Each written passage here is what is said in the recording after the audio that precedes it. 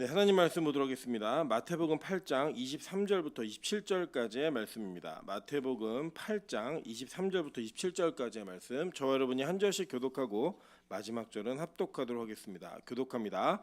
배에 오르심에 제자들이 따랐더니 바다에 큰 놀이 일어나 배가 물결에 덮이게 되었을 때 예수께서는 주무시는지라. 그 제자들이 나와 깨우며 이르되 주여 구원하소서 우리가 죽겠나이다. 예수께서 이르시되 어찌하여 무서워하느냐 믿음이 작은 자들아 하시고 곧 일어나사 바람과 바다를 꾸짖으시니 아주 잔잔하게 되거늘. 합독합니다. 그 사람들이 놀랍게 여겨 이르되 이가 어떠한 사람이기에 바람과 바다도 순종하는가 하더라. 아멘. 네, 우리 주변에 있는 분들에게 이렇게 한번 인사드리도록 하겠습니다. 당신 때문에 행복한 하루가 될 것 같습니다. 네, 앞뒤로도 인사하겠습니다. 당신 때문에 행복한 주일이 될 것 같습니다. 네, 우리 빛가소공교회는 항상 성도들과의 만남이 기쁨이 있고 그 기쁨 때문에 서로에게 행복을 줄 수 있는 그런 교회 되기를 주님의 이름으로 축원합니다. 네, 오늘은 마태복음 70번째 강의 시간입니다. 8장 23절부터 27절까지의 말씀을 가지고 꿇어라는 제목으로 하나님 말씀 증거하도록 하겠습니다.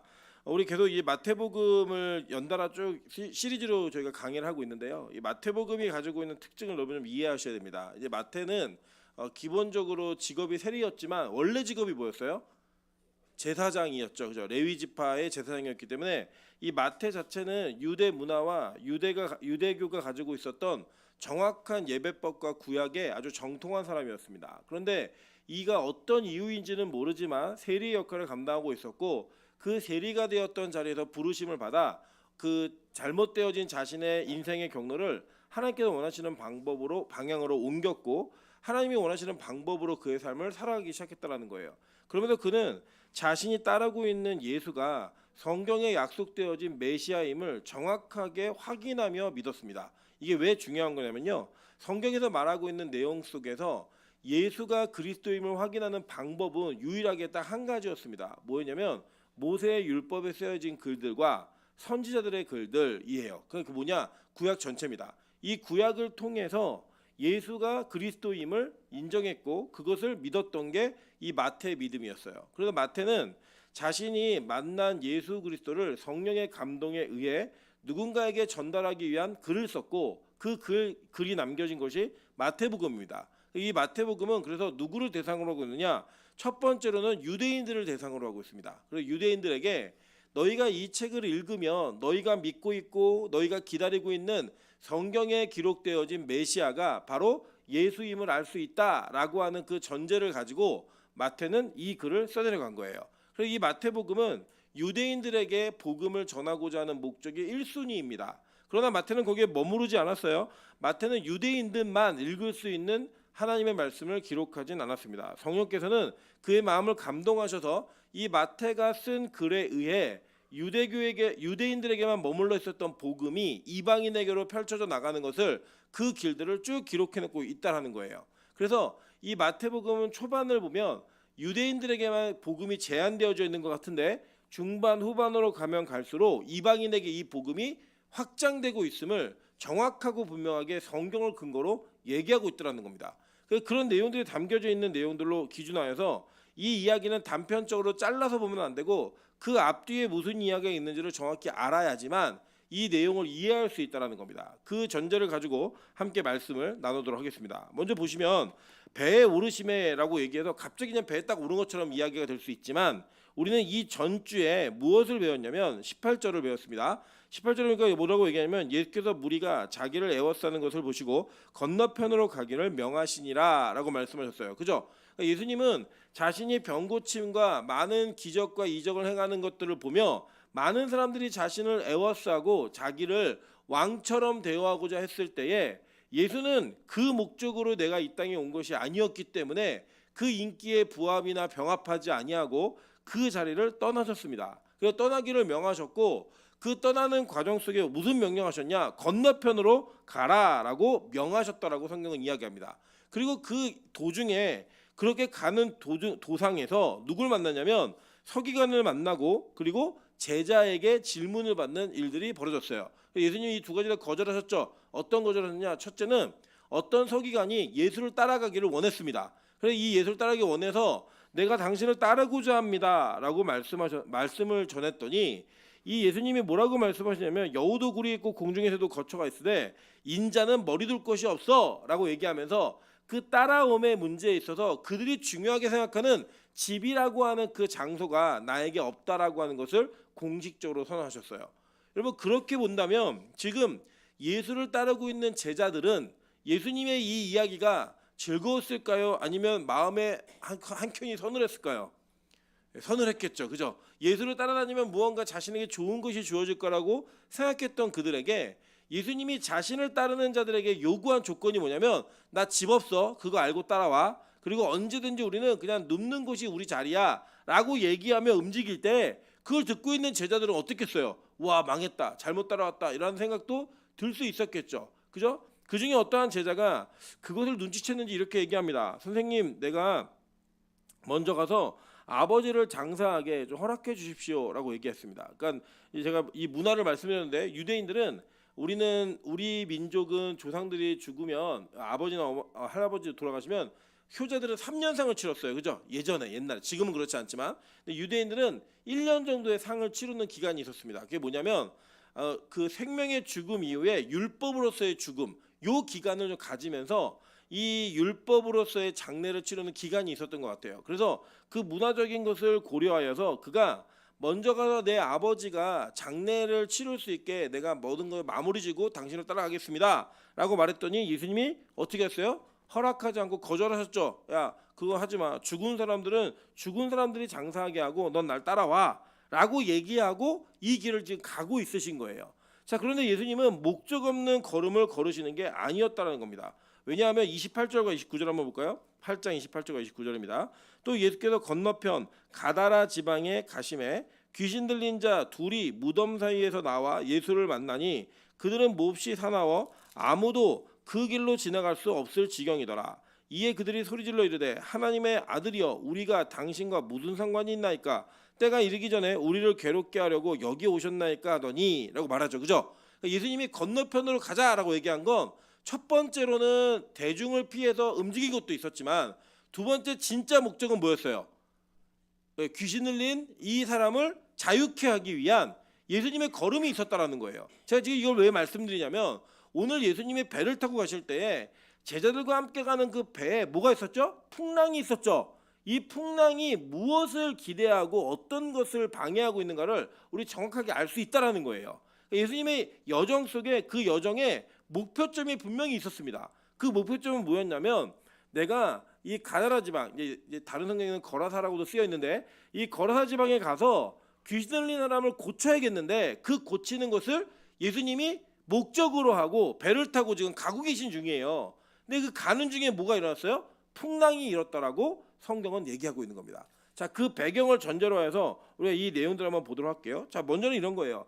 먼저 이 사람들이 예수님을 따라 나서는 모든 과정 속에서는요 그 제자됨이 요구되는 조건이 너무나 정확하고 분명합니다. 한번 볼까요? 아까 이제 병행 구절인데 누가복음 9장 62절입니다. 다 같이 읽어볼게요. 시작.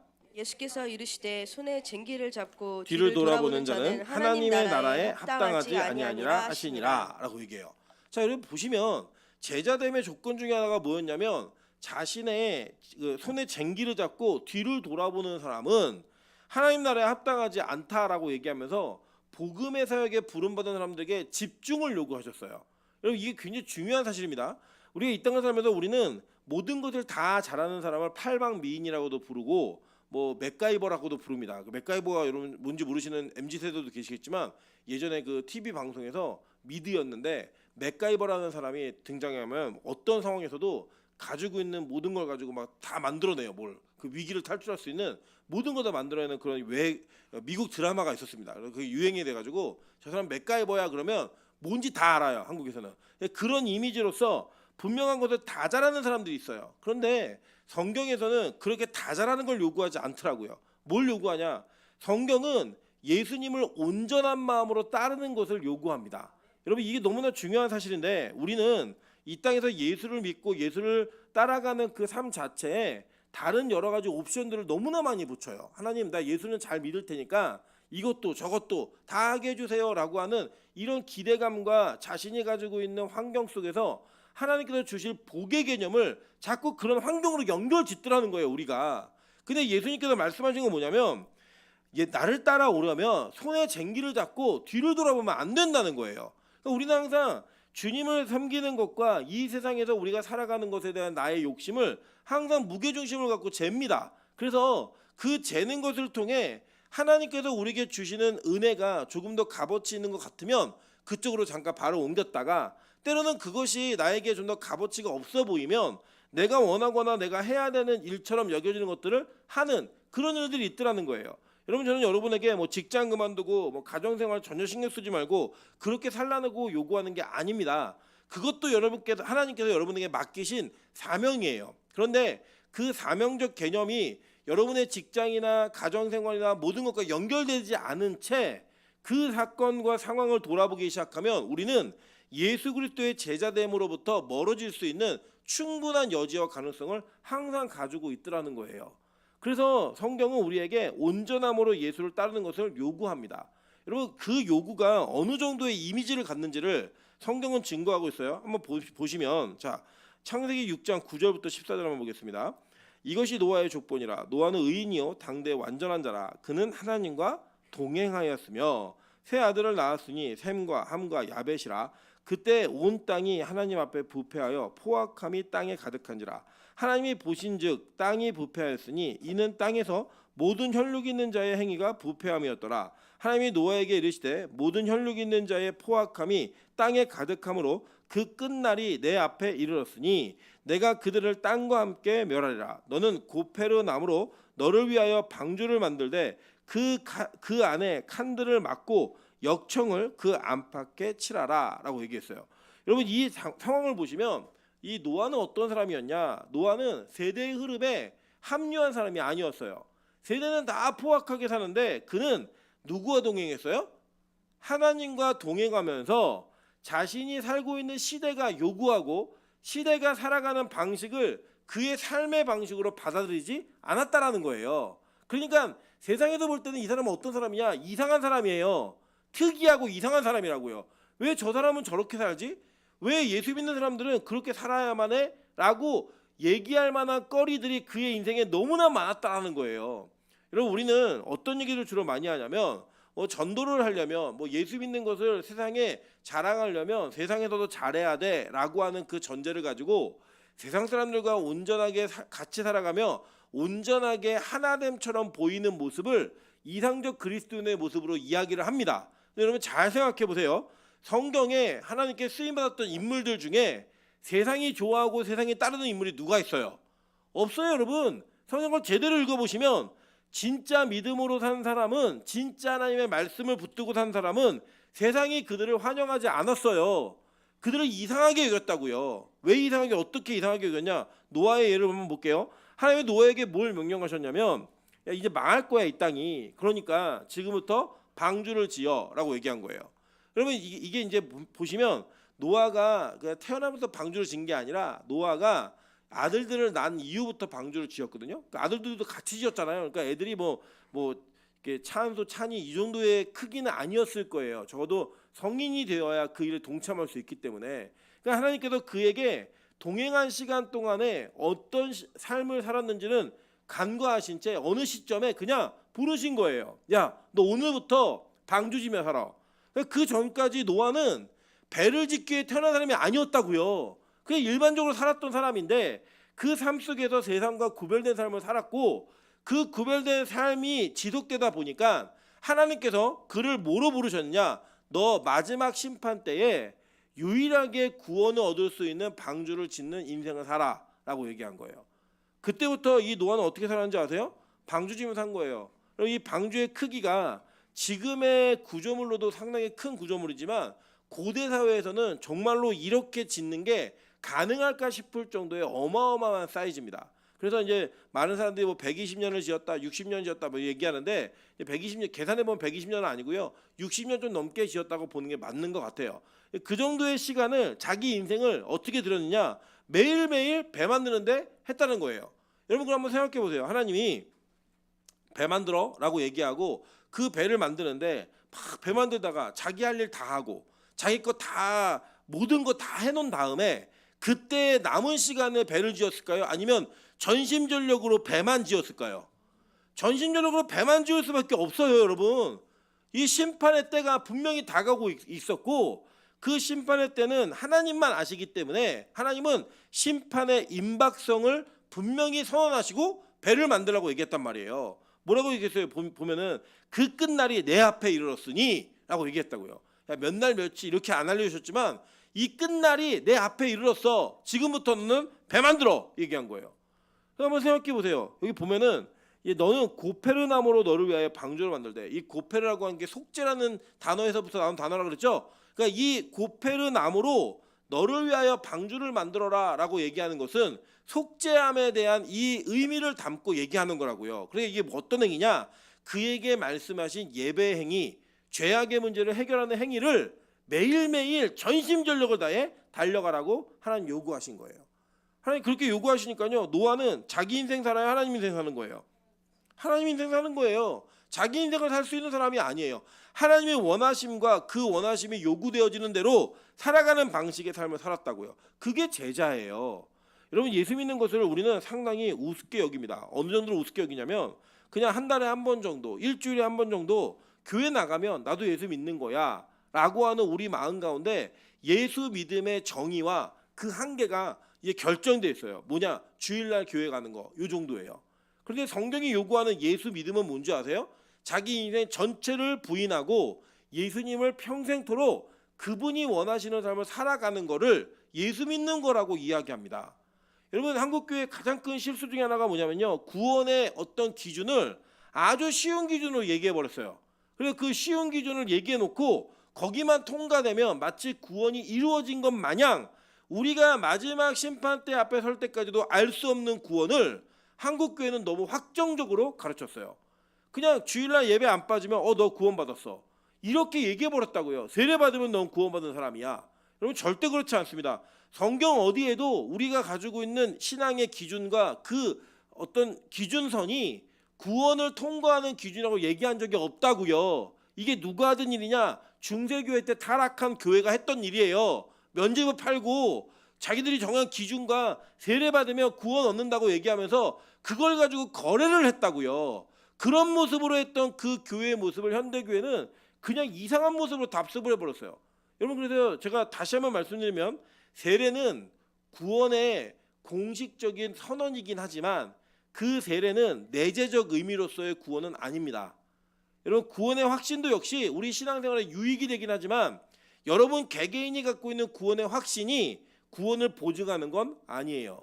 그럼 구원은 누가 보증하느냐? 우리가 예수를 따르는 그 제자됨과 성경에서 요구하는 그 가르침에 우리가 온전하게 이끌림 바 되어 그 삶을 살게 만들어지는 것을 통해 우리는 우리 자신의 구원을 희미하게나마 보증할 수 있는 거예요.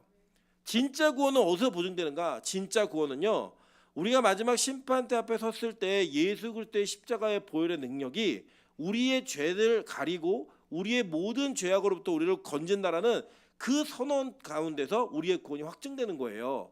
그러니까 여러분, 두렵고 떨림으로 우리의 구원을 이루어가라라고 말한 바울의 이야기를 우리는 절대 간과해서는 안 됩니다. 우리 뭐 예정론 이런 거 얘기하면서 예정되었기 때문에 구원받았다, 맞죠? 그 전제 맞지만 그 예정을 사람이 알 수 있어요, 없어요?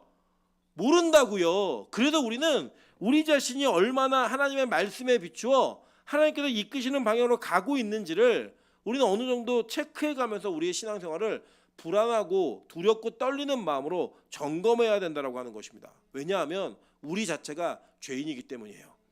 그 죄인으로서의 그 정체성을 잃어버린 채 내가 신앙생활 얄팍하게 하고 있는 그 정도의 개념으로 나는 죄인이 아니라 의인이야 라고 얘기하는 그 순간 우리는 율법주의자가 되는 거고, 성경은 어떤 율법주의자도 구원받지 못했다라고 선언해버렸어요. 이거 되게 무서운 일입니다. 그리고 제자됨은요, 생각보다 심각한 일이에요. 자기 자신이 이 제자됨에 어느 정도 따라가고 있는지, 예수의 그 가르치심과 예수의 그 선언 속에 내가 얼마나 그 제자됨이 있는지를 함께 살펴볼 수 있는 그런 지혜로움이 있는 빛과 소금 교회 성도 되시기를 주님의 이름으로 축원합니다. 자, 그렇게 예수님께서는 제자됨을 요구하고 그 요구되어진 자들이 그 제자됨을 따라 나섰을 때에 그들과 함께 뭐 하셨어요? 배에 오르셨다라고 이야기합니다. 이 오르셨다라는 헬라어가 엠바이노라는 단어인데 이 단어의 뜻이 뭐냐? 타다, 들어가다, 시작하다라는 뜻이에요. 자, 그래서 이 단어가 어디에 쓰였냐면 누가복음 5장 3절에도 쓰였습니다. 예수께서 한 배에 오르시니 그 배는 시몬의 배라 육지에서 조금 떼기를 청하시고 앉으사 배에서 무리를 가르치시더니라고 얘기해요. 그러니까 이 배에 올라탔고 그 시몬도 그 배에 탔을 때 그 배를 육지로부터 잠깐 띄우기를 원하셨어요. 분리됨을 원하셨다고요. 여러분 이러한 모습이 예수님은 그냥 의도적으로 분명하고 정확하게 구약의 사건을 모티브로 이걸 하신 거예요. 그냥 하신 게 아니라 분명한 의도됨이 있었어요. 그게 어디냐? 창세기 7장이에요. 한번 보도록 할게요. 창세기 7장 1절 그리고 5절부터 7절입니다. 다 같이 한번 읽어보겠습니다. 시작. 노아에게 이르시되 너와 내 집은 방주로 들어가라. 이 세대에서 내가 내 앞에 의로움을 내가 보았음이니라. 자, 여기 보면은 들어가라라는 단어가 히브리어로 보라는 단어인데 이 단어가 타다 들어가다라는 단어예요. 그래서 이게 수동태로 쓰여가지고 야 너 들어와 이거예요. 네, 들어와. 여러분 방주가 뭐였죠? 테바였죠. 그 테바는 아까 얘기했듯이 고페르 나무였단 말이에요. 속죄함을 이루는 그 나무 상자에 누가 들어가는 거예요? 지금 노아와 노아의 식구들이 들어가는 거예요. 거기를. 그런데 오늘 성경을 보면 뭐라고 얘기하냐면 자 23절에 배에 오르심에 누가 따랐어요? 제자들이 따랐더니 라고 얘기해요. 그러니까 예수님이 타신 그 배에 누가 따라간 거예요? 제자들이 따라서 타는 거예요. 그거를. 이 장면이 어디에 나오냐? 노아의 방주의 사건에 나오더라는 거예요. 여러분 잘 보시면 이런 겁니다. 노아가 60년 넘는 시간 동안에 배를 짓고 그 배를 완성한 이후에 그 완성 속에서 노아의 가족들과 노아는 그 배를 완성하자마자 탄 건 아니에요. 왜냐하면 하나님께서 지정해 주셨어요. 언제 타라고. 그리고 이 타라고 한 지정의 시간이 막 비가 오거나 뭔가 홍수의 조짐이 있었을 때가 아니에요. 언제였냐면 하나님께서 이 홍수의 비를 내리시기 일주일 전에 타라고 얘기하셨어요.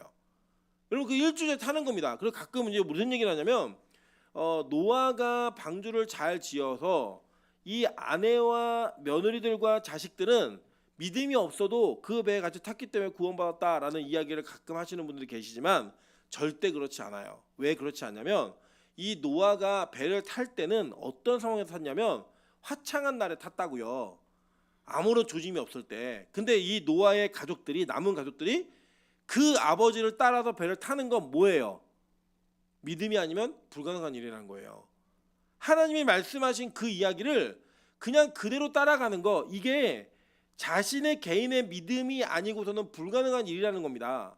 여러분 예를 들면 저희 두 아이가 왜 그런지 모르겠지만 목사가 되겠대요. 둘 다. 왜 그러냐 그때 설교하는 게 너무 멋있대요. 그럼 엄마가 노래하는 건 그것도 멋있대요. 그럼 가수 하려고 했더니 가수는 안 한대요. 그럼 뭘 하려고 목사를 하겠다는 거예요. 저는 이제 그 이야기를 들을 때마다 제가 정말 그렇게 되지 않기를 바랍니다. 저 개인적으로는 이 삶이 그렇게 쉬운 삶이 아닌 것 같아요. 제가 살아보니까 제가 원하진 않지만 하나님이 저 아이들에게 원하신다라고 한다면 저는 저 아이들에게 최선을 다해서 하나님의 말씀을 가르칠 거예요. 그렇지만 저 아이들이 제가 원한다고 목사가 되는 것도 아니고 제가 원하지 않는다고 목사가 안 되는 것도 아니에요. 저 아이들의 삶이 있어요. 하나님께서 이끄시는 삶이. 그리고 그러한 삶을 걸어가는 것은 철저하게 자기 개인의 선택과 개인의 의지로 이 길을 걸어가는 겁니다.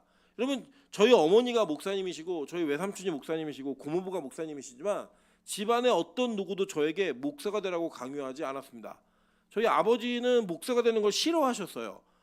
그런 집에서 저는 그냥 목사가 되는 게 너무 자연스러운 그런 인생의 계획이 제가 뭐 철저하게 계획해서 어디를 가고 이런 거 없었어요. 그냥 물 흐르듯이 그냥 여기까지 왔어요. 저는 한 번도 진로에 대한 고민을 해본 적이 없어요. 저는 왜 그랬냐면 제 기본적 성향은 목회보다 다른 거 하면 더 재밌게 잘 살 사람이에요. 예수님 안 믿으면 전 인생을 정말 재밌게 살았을 거예요. 지옥 같은 삶을 재밌게 살았을 거예요. 그런데 하나님께서는 저의 인생을 이끄셔서 목사에도 어울리지 않고 자격도 없는 자를 그렇게 이끌어 오셨다고요. 그거는 왜 그런가? 하나님이 저에게 믿음을 주셔서 그 믿음 때문에 저의 모습과는 상관없이 이 길을 걸어오게 하신 거예요. 여러분 예수님은 제자들을 그런 방식으로 이끌어 가신다는 거예요. 여러분 자기가 선택한 것 같지만 그 선택이 아니라 이끄심으로 그 배를 타게 하신 그 은혜를 보이신다라는 겁니다. 그래서 이 방주에 탄 노아와 노아의 가족들은 다 누구의 믿음으로 탄 거예요? 자신의 개인의 믿음으로 그걸 탄 거예요. 한번 볼게요. 5절부터 7절입니다. 노아가 여호와께서 자기에게 명하신 대로 다 준행하였더라. 홍수가 땅에 있을 때 노아가 600세라. 노아는 아들들과 아내와 며느리들과 함께 홍수를 피하여 방주에 들어갔고 라고 얘기해요. 여기서 들어갔다라는 단어도 히브리어로 보라는 단어, 우리가 아까 얘기했던 예수님이 배에 오르심에랑 동일한 단어예요. 근데 여러분 기억나시죠? 이 킹 제임스 버전은 유일한 성경은 아니에요. 유일한 정확한 성경 아니지만 그 영어 성경 번역에 보면은 뭐라고 얘기하냐면 주님이 그 배에 타서 노아에게 뭐라고 말씀하시냐면 야 너는 들어가라고 얘기한 게 아니고 들어오라고 얘기했어요. 영어로 보면 come으로 돼 있어. come. 널 들어와라고 얘기한 거예요. 그럼 그 방주 안에 누가 계신 거예요? 하나님이 계신 거죠.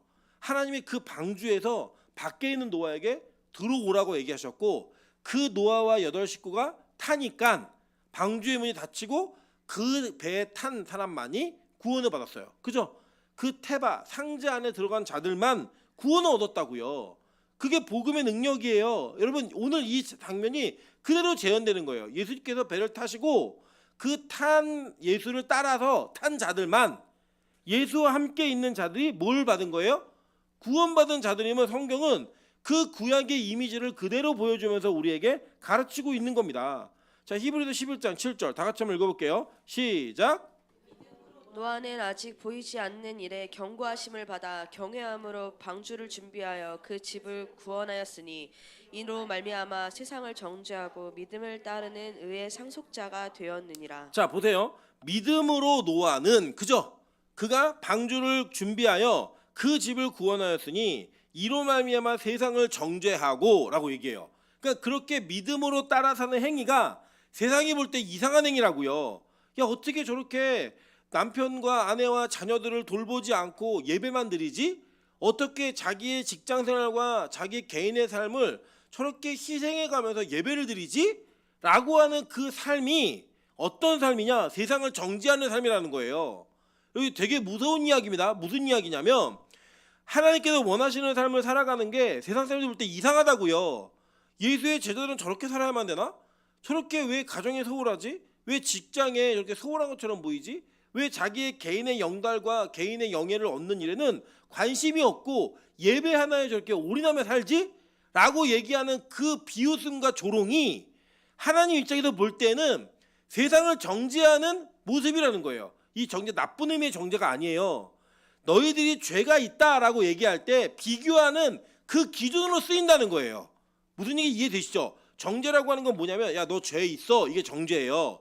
너 이러이러한 법률에 의해서 네가 죄가 있다라고 얘기하잖아요. 우리가 판결을 낼 때 뭐 형법 몇 조에 의하면 얘기하는 것처럼 그 기준이 누가 되느냐? 제자의 삶이 그 기준이 되어서 그 제자의 삶, 방주에 탄 노아의 삶이 그 시대에 정죄의 기준이 돼버린다는 거예요. 무섭지 않습니까? 그러면 여러분 지금 우리가 어느 누가 우리의 구원을 제자들의 삶과 비교해서 나 구원받았다고 얘기할 수 있겠어요? 못하잖아요. 저 자신도 우리 모두가 그 일을 하기가 쉽지 않다라는 거예요. 근데 성경은 그렇게 살았던 사람이 믿음이라고 얘기하고 그 믿음으로 산 사람의 기준을 가지고 이 세상을 정죄했다라고 성경은 선언해버리는 거예요. 여러분 그래서 가끔씩 여러분 긴장하셔야 됩니다. 어쩌면 이상하게 사네, 어떻게 저렇게 광신자처럼 살지? 라고 얘기하는 그 조롱이 여러분에게 볼 때는 세상에서는 조롱받는 것 같지만 하나님 입장에서는 칭찬인 거예요. 네가 기준이야. 매일 예배가 기준일 수 있어. 참석의 기준을 얘기하는 게 아니에요. 우리가 매일 예배 드리는 그 마음의 태도를 얘기하는 거예요. 정말 전심전력으로 나의 삶보다도 예배 자체가 우선순위에 있는, 하나님의 사명이 우선순위에 있는 그 삶을 살아갔을 때에 그것이 이 세상을 정죄하는 기준이 되어야 한다고 성경은 얘기하는 겁니다. 여러분 그렇게 배에 오르신 그 배에 막 제대로 따라 타는 거예요. 그들에게 그 배를 따라 탔는데, 배를 따라 탔으면 예수님과 함께 있으면 좋은 일만 있어야 되잖아요. 그때부터 막 모터보트가 막 달린 것처럼 막 그 긴내려 갈릴리오스를 막 지나가고 횡단하는 게, 야 예수님과 같이 탔더니 이렇게 배가 빨리 갈 수 있다니, 이렇게 해야 은혜 아니에요? 그죠? 그런데 어떤 일이 벌어져요? 풍랑을 만나더라는 거예요. 여러분 잘 생각해 보시죠. 방주 안에 타 있는 사람들은 그 밖에는 여전히 비가 오고 있고 홍수와 이 범람으로 인해 많은 영혼들이 죽어가고 있는 모습을 볼 수밖에 없는 상황이에요. 근데 그 안에 있음으로 인해 보호받는 것이 방주였습니다. 마찬가지예요. 풍랑이라고 하는 거, 이들은 다 어부 출신들이 참 많았지만 풍랑은 그 어떤 누구도 예측할 수 없었고 그 예측할 수 없는 상황에서 그들은 두려워했어요. 그죠? 두려워했다고요. 오늘 성경 볼까요? 성경에 보면 26절이에요. 예수께서 이르시되 어찌하여 무서워하느냐라고 얘기했어요. 어찌 무서워하느냐? 그 무서워함에 대한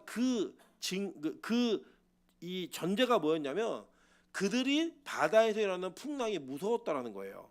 근데 이 풍랑의 실체가 뭔지를 알면 왜 그 풍랑을 무서워하는 것을 믿음이 작은 자들아라고 얘기하는지를 우리가 알 수 있다라는 겁니다. 한번 볼까요? 다른 성경들 보시면 마가복음 4장 35절부터 41절입니다. 그날 저물 때 제자들에게 이르시되 우리가 저편으로 건너가자 하시니 그들이 무리를 떠나 예수를 배에 계신 그대로 모시고 가매 다른 배들도 함께 하더니 큰 광풍이 일어나며 물결이 배에 부딪혀 들어와 배에 가득하게 되었더라. 그러니까 막 배에 물이 막 들어오고 있는 거예요. 지금 막 들어오고 있어요. 이 들어오는 것을 보는 장면 속에 그들 두려워하기 시작한 거예요. 누가복음 8장 22절부터 25절입니다. 하루는 제자들과 함께 배에 오르사 그들에게 이르시되 호수 저편으로 건너가자 하시매 이에 떠나 행선할 때 예수께서 잠이 드셨더니 마침 광풍이 호수로 내려치매 배에 물이 가득하게 되어 위태하니라. 제자들이 나와 깨어 이르되 주여 주여 우리가 죽겠나이다. 주여 주여 두 번이나 부르죠. 그죠?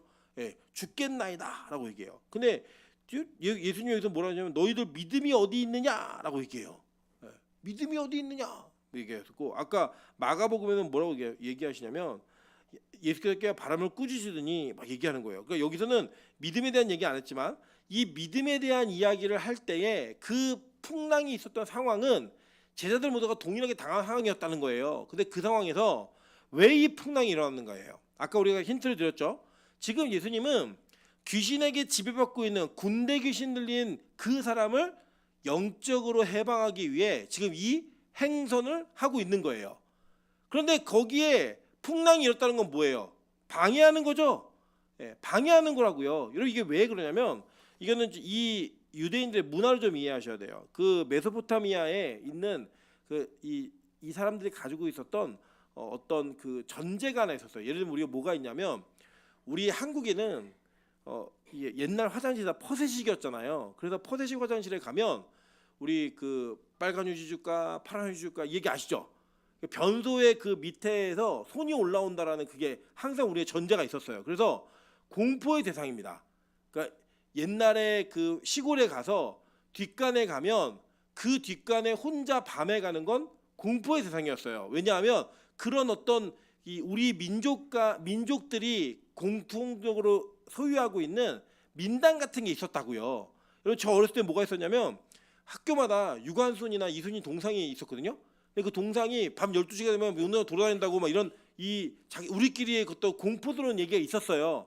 그걸 전제로 무언가 그렇게 민족적으로 공유하고 있는 어떤 영적인 존재에 대한 두려움이 있었다고요.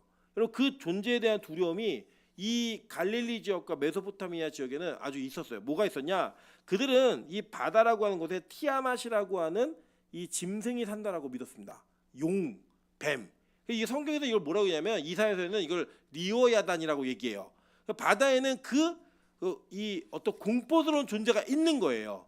그래서 이 바다가 가지고 있는 그 바다 속에 있는 여러 가지 그 두려움에 대한 이 공포가 바다 자체가 우리에게 주는 두려움으로 여겨진 거예요. 그리고 여러분 보시면 성경에는 바다가 죽음과 사망과 심판을 상징하는 도구로 거의 사용되어집니다. 자, 그럼 한번 볼까요? 13번이에요. 이사야 27장 1절입니다. 그날에 여호와께서 크고 그의 견고하고 크고 강한 칼로 날랜 뱀 리오야단 곧 꼬불꼬불한 뱀 리오야단을 벌하시며 바다에 있는 용을 죽이시니라라고 얘기해요. 그러니까 용 이러면 그 예를 들어 용 꿈 꿨어. 그럼 우리 동양인 정서에서는 뭐예요? 이게 좋은 꿈이라고 보통 여기잖아요. 근데 동양의 용과 서양의 용은 조금 달라요. 저쪽 그 서양 쪽으로 갈수록 용은 다른 개념으로 우리에게 들어와 있습니다. 예를 들면 제가 설명드렸지만 우리나라에서는 꼬마 아이들한테 어우 여우 같아 이러면 이거 칭찬이에요, 욕이에요? 약간 칭찬이 들어가 있는 이미지죠, 그죠? 근데 이스라엘에서 되게 여우 같아 이건 뭐냐면 폭력적이고 파괴하는, 쟤만 들어가면 일이 다 안 돼, 이런 얘기의 이미지예요. 그것처럼 그들이 가지고 있었던 개념 속에 바다에 있는 뱀은 옛뱀, 큰 용, 마귀를 상징했다고요. 그러니까 지금 예수님께서는 이방 땅에 있는 이 악한 영에 사로잡힌 거라사의 한 사람을 건지기 위해 지금 가고 계신데, 그 가고 계시는 여정 가운데 이 마귀가 이 악한 영들이 그들을 방해하는 모습이 풍랑으로 나타나고 있는 거예요. 그리고 이 풍랑을 두려워하고 있는 제자들은 지금 누굴 두려워하는 거예요? 악한 마귀야 영적 존재들을 두려워하고 있는 거라고요. 이게 단지 그냥 물이 무서워 이거 아니라고요. 지금 이 상황은 그 상황이 아니라 영적인 존재에 대한 두려움을 갖고 있으니 성경에서 예수님이 뭐라고 하는 거예요? 야, 이 믿음이 적은 자들아 라고 말하는 거예요. 여러분 한번 생각해 보실까요? 여러분 예를 들어 우리 얼마 전에 수련회 때 충주에 가서 이제 물놀이를 했는데, 물놀이 그 배를 타고 있는데 배에 자꾸 물이 들어와요. 구멍이 나가지고. 무서우세요, 안 무서우세요? 무섭죠. 안 무서운 분이 어디 있어요? 배에 물이 들어오고 있는데. 무서운 건 너무 당연한 거예요. 그런 인간이 느끼는 공포심에 대한 이것이 야, 이 믿음이 적은 자라 얘기하는 게 아니라고요. 어제도 저희 둘째가 아빠랑 자겠다고 서재에 와가지고 제가 설교 준비하고 있는데 저를 자기를 재워달래요. 그래서 제가 재운다고 이렇게 눕혔는데 이게 시원하니까 아빠 에어컨이 너무 세서 여기는 내가 자면 안 될 것 같아. 난 지금 기침을 해. 그러더니 자기는 안방에 가서 자겠대요. 잘 가 그랬더니 아니 나를 데려다 줘야지. 왜? 그랬더니 여기는 깜깜해서 난 무서워. 이 얘기를 하면 데려달라는 거예요. 여러분 그걸 보면 제가 이 믿음 없는 거 다 얘기하면 돼요, 안 돼요? 아니라고요. 여러분 이따 살면서 여러분 공포스러운 존재도 있어요. 뭐 쥐를 무서워한다든지 개를 무서워한다든지 이런 거 할 수 있다고요. 그런 게 공포에 그런 공포감을 느끼는 게 믿음 없음이 아니에요. 근데 뭐는 믿음이 없는 건가? 여러분 예를 들어서 내가 이제 기도하는데 교회에서 기도하는데 막 악한 마귀가 나를 덮칠 것 같아. 이건 뭐예요? 믿음이 없는 거라고요. 기도하는데 악한 영이 방해해가지고 일이 안 될 것 같아. 이거 뭐예요? 믿음이 없는 거예요. 우리가 느끼는 그 감정적인 공포스러움과 환경적 공포스러움에 대해서는요, 성경은 그걸 믿음 없음으로 얘기하지 않아요. 이 믿음 없음은 악한 영적인 존재의 공격과 그들이 가지고 있는 어떤 위협이 여러분에게 영적인 침체와 두려움과 생명에 대한 이 위기감을 줄 때 그게 뭐예요? 그게 믿음 없음이라고요. 믿음 작은 자들이라고요. 여러분 예수를 믿는 그 믿음은요, 이 두려움과 공포를 이겨낼 수 있는 힘을 주십니다. 이젠 더 이상 사람이 두렵지 않고 죽음이 두렵지 않고 악한 영들의 공격과 그들의 관계가 두렵지 않은 것, 그게 믿음인 거예요. 여러분 그 믿음을 지금 가지라고 성경은 얘기하는 겁니다. 근데 여러분 이 장면이 어떤 장면이냐면 이 공포를 어떻게 이겨내게 하시냐면, 자 보세요. 이거는 아주 정확하고 분명하게 예수님께서 구약에 있는 사건을 그대로 재현하신 거예요. 누구의 사건이냐? 요나의 사건이에요. 한번 볼까요? 요나서 1장 4절부터 6절 그리고 14절부터 16절입니다. 여호와께서 큰 바람을 바다 위에 내리심에 바다 가운데 큰 폭풍이 일어나 배가 거의 깨어지게 된지라. 사공들이 두려워하여. 똑같죠? 지금 제자들의 상황과 똑같잖아요. 근데 그 뒤에 볼게요. 각각 자기의 신을 부르고 또 배를 가볍게 하라고 그 가운데 물건들을 바다에 던지니라. 그러나 요나는 배 밑층에 내려가서 누워 깊이 잠든지라. 그죠? 예수님이 여러분 한번 생각해 보세요. 우리가 자동차에서 자다가도 방지턱을 넘어서 쿵 이러면 깬다고요. 근데 여러분 배 탔는데 배에서 이렇게 풍랑을 만나보신 적 있어요? 저는 개인적으로 낚싯배를 한번 탔다가 선교 갔다가 이 낚싯배 타고 오는데 파도가 너무 길었고 이게 뭐 울렁이는데 오바이트가 나오고 막 이래가지고요, 비법을 알려주는데 배 중간에 가서 바닥에 붙어 있으래요. 그래갖고 저희 그 선교팀 갔던 애들이 다 배 중간에 갖고 바닥에 확 붙어갖고 있는데도요, 배가 파도가 크게 치니까요 몸이 둥둥 떠요. 막 붕붕 뜨더라고요. 그런 상황에서 잠을 자는 게 가능하냐고 이게. 근데 예수님이 그 주무세요. 내가 의도적으로 주무신 거예요. 요나도 마찬가지예요. 자고 있어요. 물론 요나와 예수 그리스도의 그 잠은 다른 의미가 있어요. 이제 잘 보시면. 근데 잘 볼게요. 요나는 배 밑층에 내려가서 누워 깊이 잠든지라. 선장이 그에게 가서 이르되 자는 자여 어찌함이냐. 일어나서 내 하나님께 구하라. 혹시 하나님이 우리를 생각하사 망하지 아니하게 하시리라 하니라 라고 얘기해요. 요나 일어나 막 기도하는데 막 제비 뽑아. 나중에 이거 누구 때문에 일어났는지 뽑아. 근데 제비 뽑았는데 요나가 뽑혀요. 한번 볼게요. 14절부터 16절입니다. 무리가 여호와께 부르짖어 이르되 여호와여 구하고 구하오니 이 사람의 생명 때문에 우리를 멸망시키지 마옵소서. 무제한 피를 우리에게 돌리지 마옵소서. 주 여호와께서는 주의 뜻대로 행하심이니이다 하고 요나를 들어 바다에 던짐에 바다가 뛰는 것이 곧 그친지라. 그 사람들이 여호와를 크게 두려워하여 여호와께 제물을 드리고 서원하였더라라고 얘기해요. 요나를 바다에 던져요. 그래서 뽑아가지고 이거 어떻게 하지? 너 때문에 그런데 그러니까 요나가 이게 나를 바다에 던져. 그러면 이 풍랑이 그칠 거야. 그랬더니 처음에는 아니야 그렇게 할 수 없었는데 너무 계속 그 일이 벌어지니까 그래서 던지자 그러면서 던지면서 하나님 우리가 이 사람에 대한 그 피는 우리 책임 없습니다. 던진 거예요. 그게 진짜 어떤 일이 벌어졌어요? 바다가 잠잠해졌다고요. 어떤 한 사람의 희생 그 물속에 던져짐으로 인하여 그 나머지 사람들이 구원받는 장면이 요나를 통해 일어났죠. 자, 근데 예수님이 자 보세요. 마태복음 12장 39절부터 41절입니다. 다 같이 읽어볼게요. 시작. 예수께서 대답하여 이르시되 악하고 음란한 세대가 표적을 구하나 선지자 요나의 표적밖에는 보일 표적이 없느니라. 요나가 밤낮 사흘 동안 큰 물고기 뱃속에 있었던 것 같이 인자도 밤낮 사흘 동안 땅속에 있으리라. 심판때에 니느웨 사람이 일어나 이 세대 사람을 정죄하리니 이는 그날이 요나의 전도를 듣고 회개하였음이거니와 요나보다 더 큰 이가 여기 있으며. 자 보니까 아까 노아의 홍수하고 비슷한 얘기가 또 나오죠. 그죠? 히브리서에서는 그 노아의 기준이 이 세상을 정죄하는 거였다고 얘기했잖아요. 근데 여기도 보니까 요나의 표적 이거를 예수님 뭐라고 얘기했냐면 야 니들 나한테 표적 구하지. 근데 나한테 너희들한테 줄 표적은 딱 한 가지야. 나 요나의 표적밖에 보일 게 없어. 라고 얘기하면서 요나가 밤낮 사흘 동안 물고기 뱃속에 있었잖아요. 그 있었던 사건을 예수님은 자기가 십자가에 달려 돌아가신 이후에 3일 동안의 죽음의 사건으로 얘기하시는 거예요. 요나가 바다에 던져지는 건 뭐냐? 사망과 죽음의 세력의 품으로 들어간 거예요. 그래서 배에 있는 사람들 살렸죠.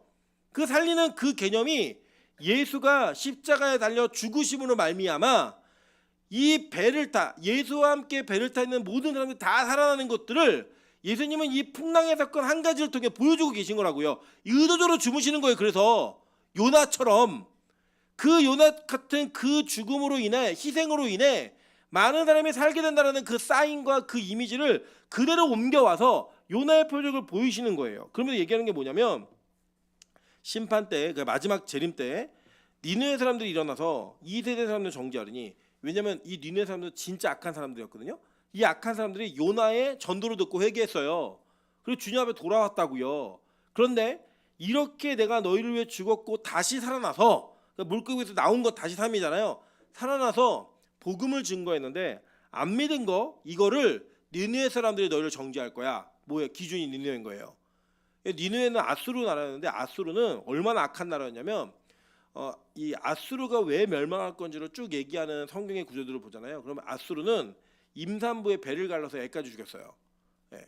그런 전쟁했던 인간들이에요. 그러니까 이제 세속 역사에는 아시리아라는 나라예요. 근데 이 나라가 요나가 가서 전도했더니 회개했다고요.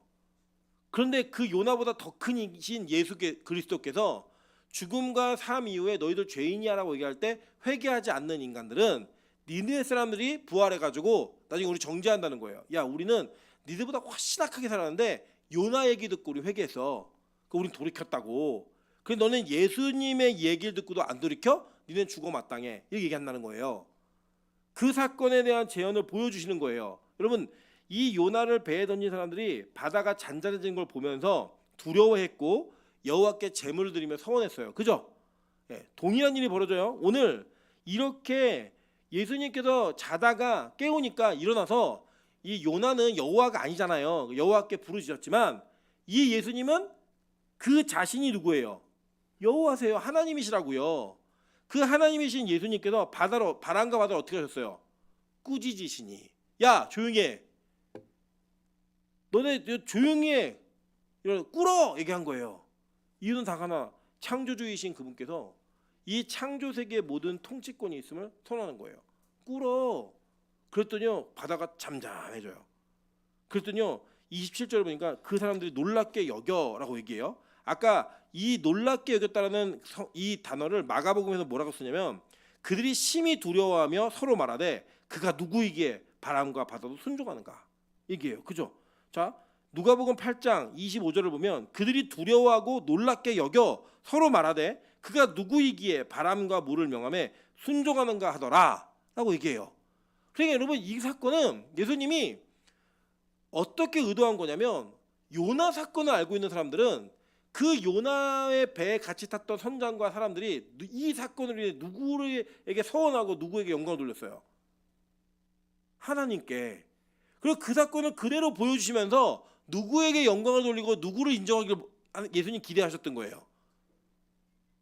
자기 자신이 어떤 분인지를 증명하고 선언한 거라고요. 그냥 이 사건은 그냥 내가 파도가 막 일어나면 조용해 그럼 조용히 시킬 수 있는 사람이야 라는 걸 증명하는 게 아니고요. 이 사건을 통해 이방 땅에 이 선원들이었던 자들도 여호와께 부르짖고 그 두려워하며 서원했다고요.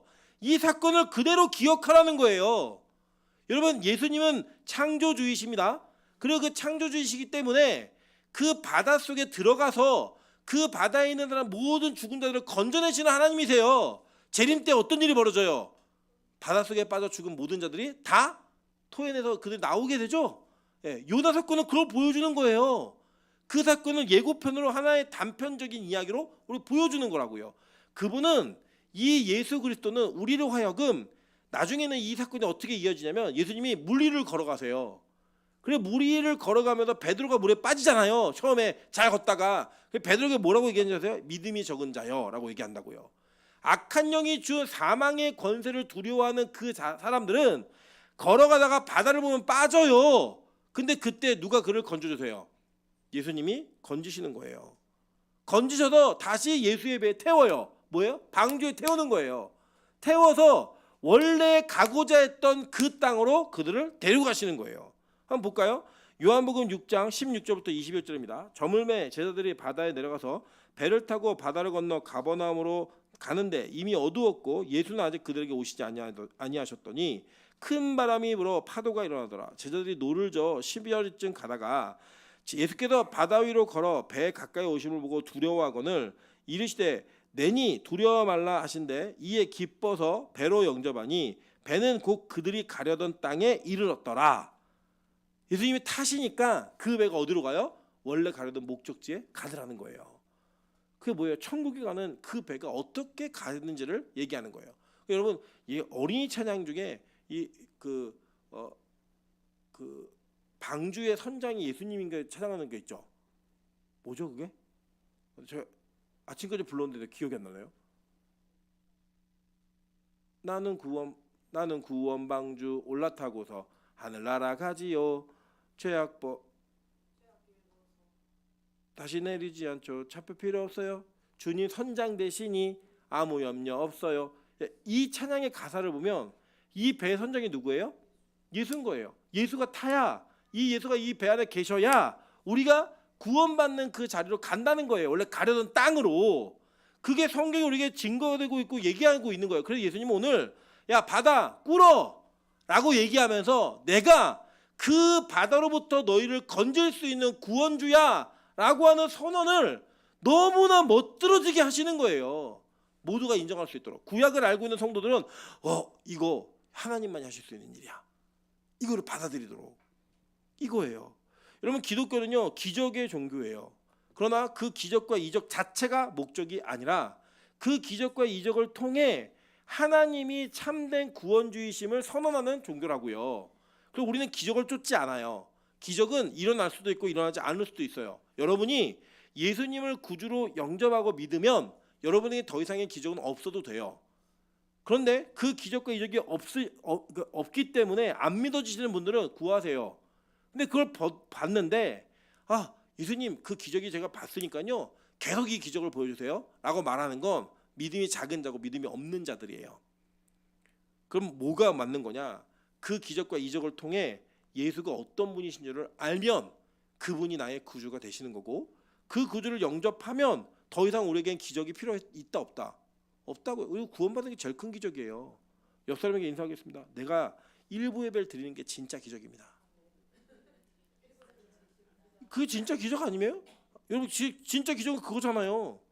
그래서 예수님은 그렇게 우리를 큰 바다로부터 풍랑으로부터 우리를 건지시는 하나님이시라고요. 그 풍랑이 뭔데요? 여러분 예전에 홍수가 그대로 재현된 거라니까요. 제가 이렇게 사진 한 장 보낸 거 그거 띄었나요? 간지 안 들어갔는데. 이게요 너무 AI가 놀랍더라고요. 제가 야 이 사건을 노아의 홍수랑 연결해서 그림 하나 그려줘. 근데 그림을 그려줬어요. 너무 멋진 그림이었어요. 안 나와요? 안 되나요? 없어요? 이제 나중에 우리 카톡방에서 띄워드릴게요. 뭐냐면 예수님이 풍랑 속에서 배를 타고 제자를 태우고 가시는데 그 주변에는 다 물에 빠진 사람도 있어요. 예. 쭉 가는 거예요. 그 배가 멋지게 빛을 향해. 여러분 그게 뭐냐? 이 땅을 살아가는 우리들이